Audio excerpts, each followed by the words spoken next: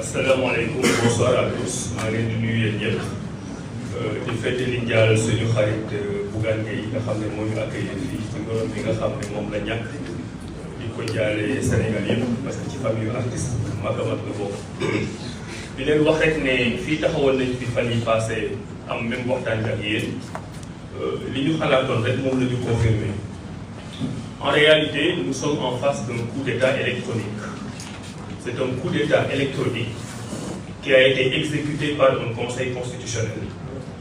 Un conseil constitutionnel qui est censé faire du droit, mais qui a essayé de faire de l'informatique et qui s'est montré très très faible dans le domaine de l'informatique. Donc un coup d'État électronique fait par des juristes qui ont voulu être des informaticiens au service d'un pouvoir finissant qui essaie de s'accrocher à des magouilles pour pérenniser son pouvoir. loolu mooy résumé bi dañu am tey Sénégal conseil